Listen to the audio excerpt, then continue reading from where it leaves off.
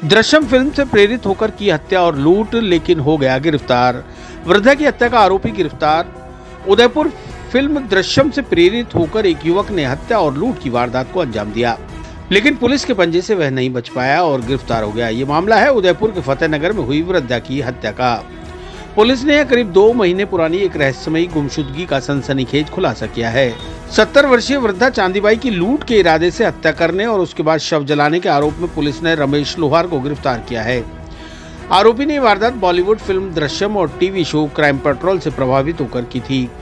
चांदीबाई के परिजनों ने गुमशुदगी की रिपोर्ट दर्ज कराई थी। सहायक पुलिस अधीक्षक मनीष कुमार ने तकनीकी, डिजिटल और खुफिया स्तर पर जांच को अंजाम दिया। मृतका ढोल बजाने का काम करती थी और आखिरी बार 22 फरवरी को एक वैन में जाते हुए देखी गई। आरोपी रमेश लोहार ने पुलिस पूछताछ में कबूल किया कि उसने अपने भाई के 12वें के कार्यक्रम में चांदीबाई को गहनों में देखा था। तभी से उसकी हत्या और लूट की साजिश रच ली थी।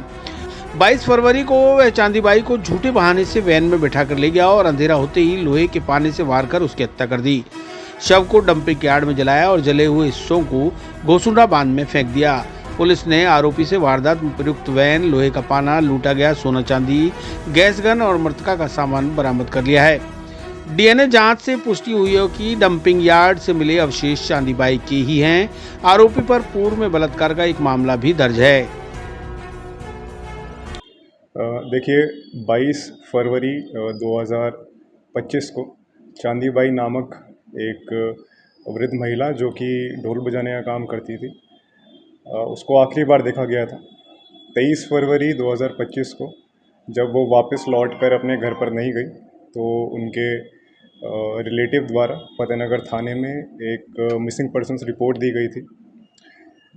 2 माह तक पुलिस ने छानबीन करी, परंतु कुछ इसमें फैक्ट नहीं सामने आने के उपरांत मार्फत सीओ ऑफिस के एक एफआईआर दर्ज करवाई गई थी शक के बिना पर, जब कुछ ऐसे फैक्ट सामने आए थे कि कोई सिल्वर वैन, मारुति वैन लेकर के कोई व्यक्ति आया था और उसके साथ चांदीबाई जा सकती है।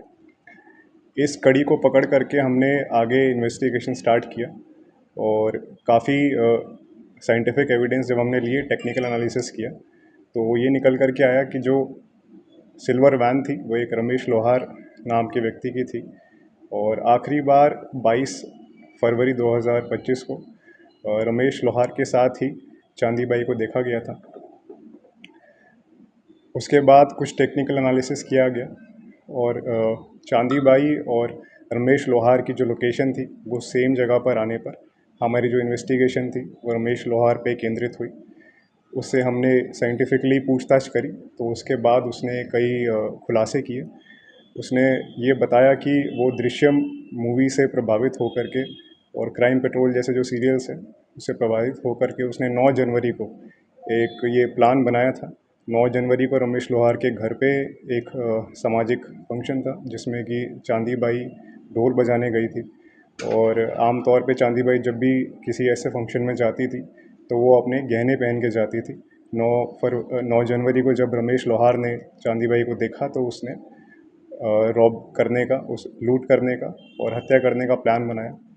22 फरवरी को रमेश लोहार ने करीबन 4 बजे चांदीबाई को फ़ोन करके अपने घर के पास रहने के लिए कहा और अपनी सिल्वर मारुति वैन ले जा करके चांदीबाई को उसने पिकअप किया। पिकअप करने के बाद करीबन 4 घंटे वो चांदीबाई को अपने वैन में लेकर के घूमा।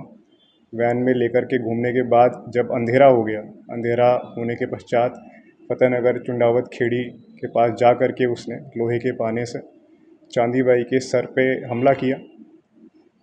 वृद्ध होने के कारण चांदीबाई जब अनकॉन्शियस हो गई उसके बाद उसने चांदीबाई का फ़ोन बंद किया, उसके गहने लूटे, उसका जो भी सामान था वो सारा सामान उसने बाहर फेंक दिया जंगल में और उसकी जो लाश थी उसको अपने वैन में ले जा करके फतेहनगर में एक कचरा डालने का जो डंपिंग यार्ड होता है वहाँ ले गया। वहाँ पे लाश को ले जा करके उसने रात में डाल दिया। उसके ऊपर जो कचरे में जो प्लास्टिक थी, जो रैक्सिन था और जो भी कचरा आदि था वो उस लाश के ऊपर डाला। जो सूखी लकड़ियाँ थी उसको भी लाश के ऊपर डाला और उस कचरे में उसने आग लगा दी। ऐसा करने के उपरांत जो भी गहने उसने लूटे थे उसको भी उसने डिस्पोज करना चाहा।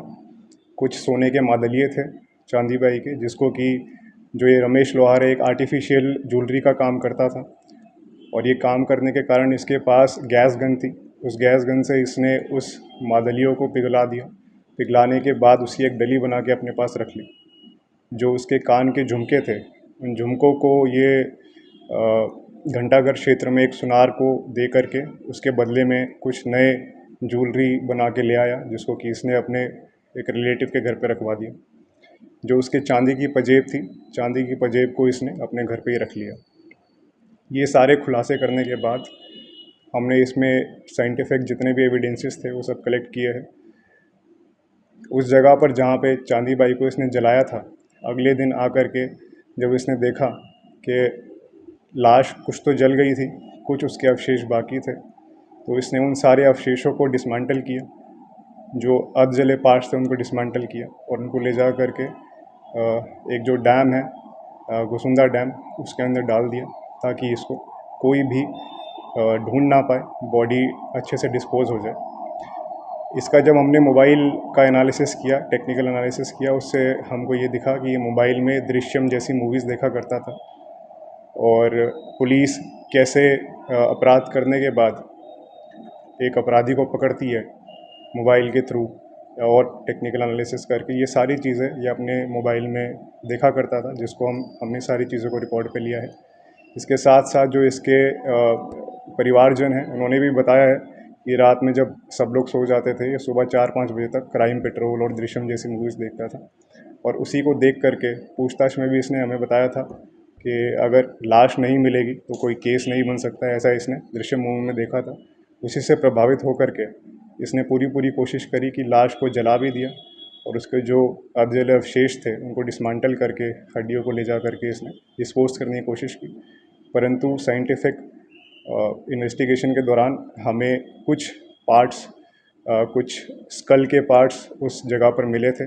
उनको हमने चांदी बाई के जो इंडिस्प्यूटेबल हेयर सैंपल्स थे, जो कि हमको उनके बेड से मिले थे, उससे हमने डीएनए मैचिंग के लिए भेजा, और उसका डीएनए मैच हो गया है, जिससे कि इस बात की पुष्टि हो गई कि वो जो स्कल के सैंपल्स मिले थे वो चांदी बाई के थे, और उसकी हत्या रमेश लोहार ने ही की है। सर, इसका आपराधिक रिकॉर्ड पुराना? जी हाँ, एक इसका मुकदमा पहले से है, एक बलात्कार का मुकदमा है, जिसमें ये जेल भी जाकर के आया था।